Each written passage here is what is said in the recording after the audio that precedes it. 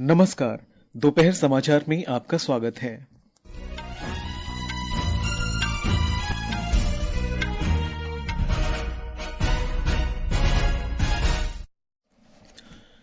प्रधानमंत्री नरेंद्र मोदी को George town में गयाना के सर्वोच्च राष्ट्रीय सम्मान द ऑर्डर ऑफ एक्सीलेंस से सम्मानित किया गया। श्री मोदी ने इसे भारत के लोगों को समर्पित किया। प्रधानमंत्री आज शाम गयाना की संसद को संबोधित करेंगे। रक्षा मंत्री राजनाथ सिंह ने कहा, भारत ने हमेशा जटिल अंतर्राष्ट्रीय मुद्दों के समाधान के लिए बातचीत को प्रमुखता दी। राष्ट्रपति द्रौपदी मुर्मू ने नई दिल्ली में डॉक्टर हरे कृष्ण मेहताब की 125वीं जयंती समारोह का उद्घाटन किया। उनके सम्मान में विशेष स्मारक टिकट और सिक्का जारी किया। गोवा में 55वें भारतीय अंतर्राष्ट्रीय फिल्म महोत्सव में भारतीय पैनोरमा खंड शुरू। 25 फीचर फिल्में और 20 गैर फीचर फिल्में दिखाई जाएंगी। और ऑलराउंडर हार्दिक पांड्या ने आईसीसी 2020 क्रिकेट खिलाड़ियों की नवीनतम रैंकिंग में शीर्ष स्थान बरकरार रखा। दोपहर समाचार के साथ मैं निखिल कुमार। प्रधानमंत्री नरेंद्र मोदी को आज गयाना के सर्वोच्च राष्ट्रीय सम्मान द ऑर्डर ऑफ एक्सीलेंस से सम्मानित किया गया। उन्हें यह सम्मान उनकी दूरदृष्टि, विकासशील देशों के अधिकारों की वैश्विक मंचों पर पैरवी करने, वैश्विक समुदाय के लिए असाधारण सेवा तथा भारत और गयाना के संबंधों को मजबूत करने की प्रतिबद्धता के लिए दिया गया है। गयाना के राष्ट्रपति डॉक्टर इरफान अली ने गयाना स्टेट हाउस में श्री मोदी को सम्मानित किया। एक रिपोर्ट। प्रधानमंत्री नरेंद्र मोदी ने गयाना के सर्वोच्च सम्मान द ऑर्डर ऑफ एक्सीलेंस उन्हें प्रदान करने के लिए गयाना के राष्ट्रपति डॉक्टर इरफान अली का आभार व्यक्त किया। श्री मोदी ने कहा कि ये पुरस्कार 140 करोड़ भारत के लोगों का सम्मान है। उन्होंने इस सम्मान को भारत तथा गयाना के बीच के ऐतिहासिक संबंधों और अटूट मित्रता को समर्पित किया। प्रधानमंत्री ने कहा कि भारत गयाना के संबंध साझा ऐतिहासिक, सांस्कृतिक विरासत और परस्पर विश्वास पर आधारित हैं। उन्होंने कहा कि दोनों देशों का सहयोग न केवल द्विपक्षीय संबंधों बल्कि समूचे ग्लोबल साउथ के देशों के लिए महत्वपूर्ण है। सकलेन की रिपोर्ट के साथ समाचार कक्ष से वैष्णवी। प्रधानमंत्री नरेंद्र मोदी आज शाम गयाना के संसद के विशेष सत्र को संबोधित करेंगे। वे गयाना और कैरिबियाई क्षेत्र के क्रिकेट खिलाड़ियों से भी बातचीत करेंगे। प्रधानमंत्री भारतवंशी समुदाय की सभा को भी संबोधित करेंगे। प्रधानमंत्री का संबोधन विश्व के कूटनीतिक पहल पर एक और महत्वपूर्ण उपलब्धि है। श्री मोदी विदेशों की संसद में भारतीय लोगों की ओर से 14वीं बार संबोधन करेंगे। वे ऐसे भारतीय प्रधानमंत्री हैं जिन्होंने विदेशी संसदों में सर्वाधिक बार संबोधन किया है। प्रधानमंत्री ने कल रात दूसरे भारत कैरिकॉम शिखर सम्मेलन में भाग लिया। प्रधानमंत्री नरेंद्र मोदी और गयाना के राष्ट्रपति मोहम्मद इरफान अली के बीच अनेक क्षेत्रों में सहयोग बढ़ाने पर हुई चर्चा के बाद भारत और गयाना ने 10 समझौतों पर हस्ताक्षर भी किए हैं। चिकित्सा उत्पादों, जन औषधि योजना, सांस्कृतिक आदान प्रदान कार्यक्रम, गयाना में यूपीआई जैसी योजना लागू करने तथा प्रसार भारती और गयाना के राष्ट्रीय संचार नेटवर्क के बीच प्रसारण क्षेत्र में सहयोग के बारे में सहमति पत्रों पर हस्ताक्षर हुए। ब्यौरा हमारे संवाददाता से।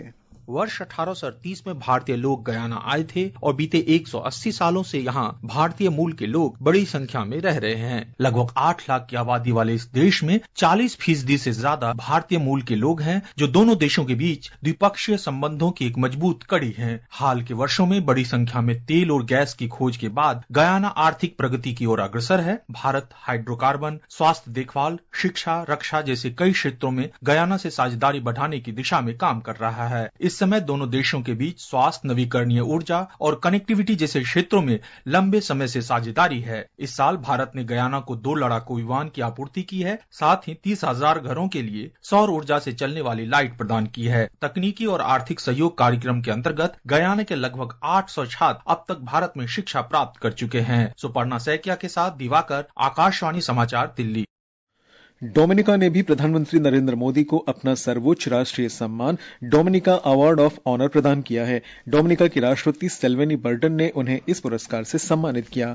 प्रधानमंत्री नरेंद्र मोदी ने दूसरे भारत कैरिकॉम शिखर सम्मेलन से अलग डोमिनिका के प्रधानमंत्री रूजवेल्ट स्कैरेट से कल रात मुलाकात की। दोनों नेताओं ने जलवायु, स्वास्थ्य, क्षमता निर्माण और लोगों के बीच आपसी संपर्क मजबूत करने जैसे मुद्दों पर भारत और डोमिनिका के बीच सहयोग बढ़ाने के तौर तरीकों पर विचार विमर्श किया। श्री मोदी ने कहा कि भारत सूरीनाम में विभिन्न विकास परियोजनाओं का समर्थन करता रहेगा। प्रधानमंत्री ने त्रिनिदाद और टोबैगो के प्रधानमंत्री डॉक्टर कीथ रोले से भेंट की। श्री मोदी ने भारत के यूपीआई प्लेटफॉर्म को अपनाने के लिए डॉक्टर रोले को बधाई दी। श्री मोदी ने बहामास के प्रधानमंत्री फिलिप ब्रेव डेविस के साथ बैठक के दौरान आर्थिक संबंधों को सशक्त बनाने, जलवायु परिवर्तन कार्रवाई और हरित साझेदारी पर चर्चा की। श्री मोदी और बारबाडोस के प्रधानमंत्री मिया अमोर मोटले ने आपसी बैठक में भारत बारबाडोस के संबंधों को सशक्त बनाने की पुष्टि की। श्री मोदी के नेतृत्व को मान्यता देने के लिए उन्हें honorary order of freedom of Barbados award से सम्मानित करने की घोषणा की गई है। श्री मोदी ने इस सम्मान के लिए बारबाडोस के प्रधानमंत्री को धन्यवाद दिया और इसे भारत की जनता को समर्पित किया। प्रधानमंत्री ने ग्रेनाडा के प्रधानमंत्री डिकॉन मिशेल से भी मुलाकात की। श्री मोदी ने दूसरे भारत कैरिकॉम शिखर सम्मेलन को सफलतापूर्वक संचालित करने के लिए श्री मिशेल को बधाई दी। रक्षा मंत्री राजनाथ सिंह ने कहा है कि जटिल अंतर्राष्ट्रीय मुद्दों को सुलझाने के लिए भारत ने हमेशा वार्ता को प्राथमिकता देने की बात कही है।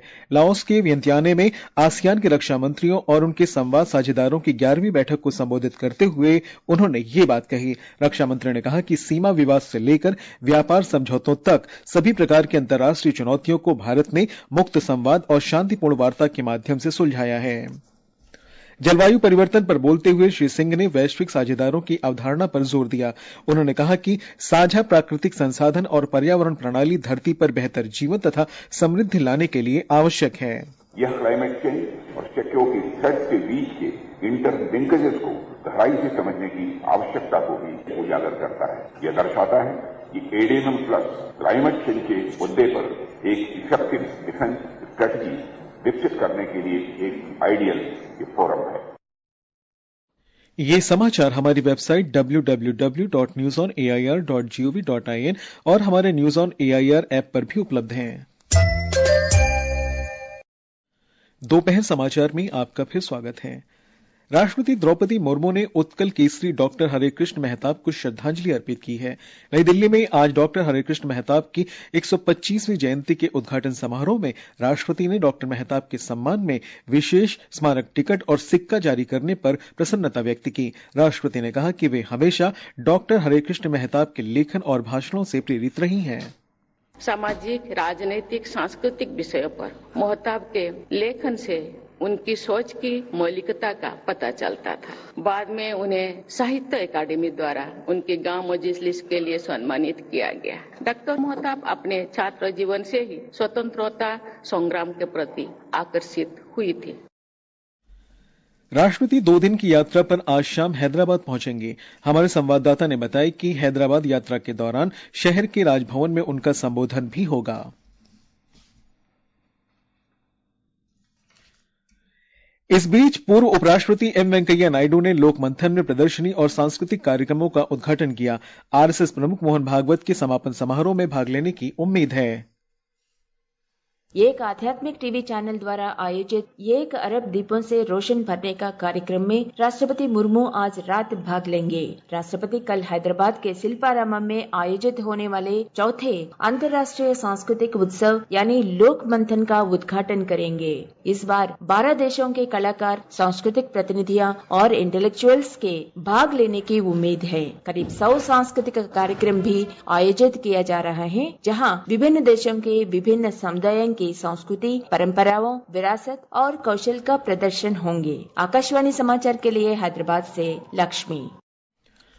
श्री के संजय मूर्ति ने नियंत्रक और महालेखा परीक्षक के रूप में शपथ ली है। राष्ट्रपति द्रौपदी मुर्मू ने आज राष्ट्रपति भवन में उन्हें पद की शपथ दिलाई। मैं कुंड्रू संजय मूर्ति, जो भारत का नियंत्रक महालेखक परीक्षक नियुक्त हुआ हूँ, ईश्वर की शपथ लेता हूं कि मैं विधि द्वारा स्थापित भारत के संविधान के प्रति सच्ची श्रद्धा और निष्ठा रखूंगा। श्री मूर्ति ने श्री गिरीश चंद्र मुर्मू का स्थान लिया है, जिन्हें अगस्त 2020 में नियंत्रक और महालेखा परीक्षक के रूप में नियुक्त किया गया था। केंद्रीय मंत्री मनसुख मांडविया ने कहा है कि खेल मंत्रालय देश में एक व्यापक खेल नीति लागू करने पर काम कर रहा है।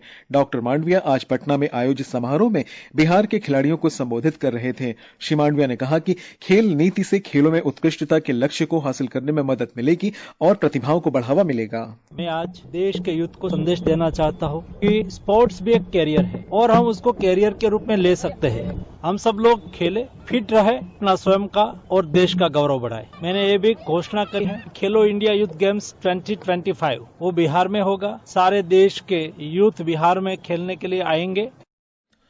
राष्ट्रीय लोक प्रसारक प्रसार भारती ने अपना OTT प्लेटफॉर्म वेव्स लॉन्च किया है। गोवा में कल 55वें भारतीय अंतर्राष्ट्रीय फिल्म महोत्सव के उद्घाटन समारोह में इसका अनावरण किया गया। प्रसार भारती के CEO गौरव द्विवेदी ने कहा कि वेव्स अन्य OTT प्लेटफॉर्म की तुलना में अनूठा है।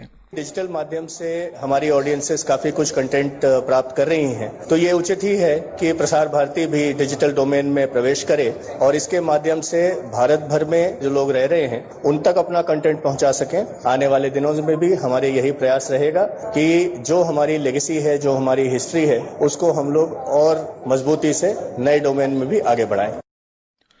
55वां भारतीय अंतर्राष्ट्रीय फिल्म महोत्सव जारी है। इसमें फिल्मों के प्रदर्शन और कार्यक्रम हो रहे हैं।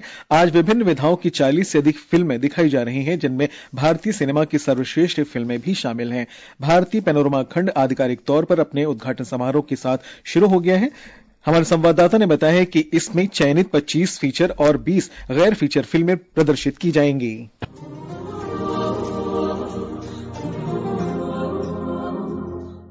आज भारतीय पैनोरामा सत्र की शुरुआत हर्ष संघानी की घर जैसा कुछ और रणदीप हुड्डा की स्वतंत्र वीर सावरकर से हुई। फिल्म महोत्सव में आज मास्टर क्लास के ट्रेनिंग सत्र भी चलाए जा रहे हैं, जिसमें महिला सुरक्षा और सिनेमा पर अदाकारा भूमि पेडनेकर और निर्देशक इम्तियाज अली ने शिरकत की। कुछ ही देर में इफिएस्टा का उद्घाटन होगा। इफिएस्टा में सिने प्रेमी फिल्मों, भोजन, कला और इंटरैक्टिव अनुभव का एक साथ आनंद ले सकते हैं। आकाशवाणी समाचार के लिए दुर्गेश भदौरिया के साथ ओमवेश उपाध्याय, पणजी, गोवा।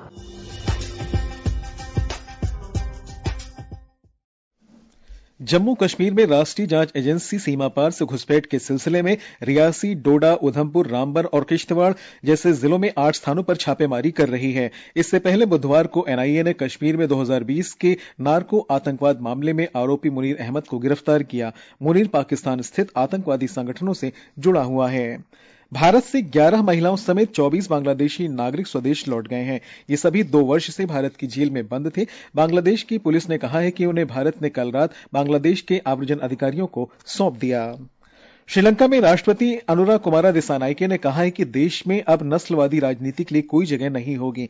उन्होंने कहा कि यहां धार्मिक उग्रवाद को कभी पनपने नहीं दिया जाएगा। उन्होंने 10वीं संसद के उद्घाटन सत्र के दौरान ये बात कही।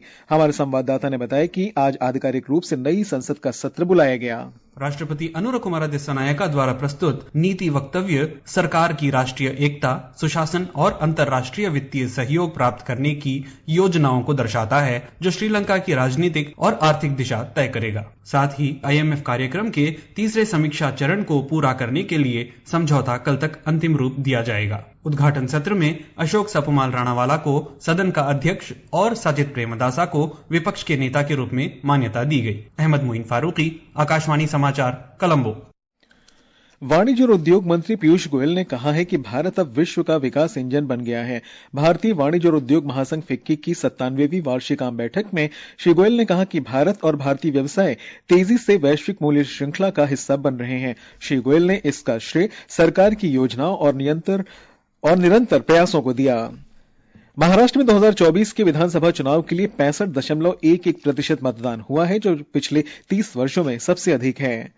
वर्ष 1995 में राज्य में सबसे अधिक 76.25% मतदान हुआ था। ICC पुरुष T20 अंतर्राष्ट्रीय खिलाड़ी रैंकिंग में भारत के हार्दिक पांड्या ऑलराउंडर श्रेणी में पहले स्थान पर हैं। भारत के तिलक वर्मा बल्लेबाजों की श्रेणी में तीसरे नंबर पर और सूर्य कुमार यादव चौथे स्थान पर हैं। यशस्वी जायसवाल एक स्थान नीचे खिसक कर 8वें नंबर पर पहुंच गए हैं। दिल्ली और राष्ट्रीय राजधानी क्षेत्र में वायु गुणवत्ता बहुत ही खराब श्रेणी में बनी हुई है। आज दोपहर 1 बजे तक औसत वायु गुणवत्ता सूचकांक 374 दर्ज किया गया। और अंत में मुख्य समाचार एक बार फिर। प्रधानमंत्री नरेंद्र मोदी को जॉर्ज टाउन में गयाना के सर्वोच्च राष्ट्रीय सम्मान द ऑर्डर ऑफ एक्सीलेंस से सम्मानित किया गया। श्री मोदी ने इसे भारत के लोगों को समर्पित किया। प्रधानमंत्री आज शाम गयाना की संसद को संबोधित करेंगे। रक्षा मंत्री राजनाथ सिंह ने कहा, भारत ने हमेशा जटिल अंतर्राष्ट्रीय मुद्दों के समाधान के लिए बातचीत को प्रमुखता दी। राष्ट्रपति द्रौपदी मुर्मू ने नई दिल्ली में डॉक्टर हरे कृष्ण मेहताब की 125वीं जयंती समारोह का उद्घाटन किया। उनके सम्मान में विशेष स्मारक टिकट और सिक्का जारी। गोवा में 55वें भारतीय अंतर्राष्ट्रीय फिल्म महोत्सव में भारतीय पैनोरमा खंड शुरू और ऑलराउंडर हार्दिक पांड्या ने ICC 2020 क्रिकेट खिलाड़ियों की नवीनतम रैंकिंग में शीर्ष स्थान बरकरार रखा। इसके साथ ही दोपहर समाचार का ये अंक समाप्त हुआ। नमस्कार।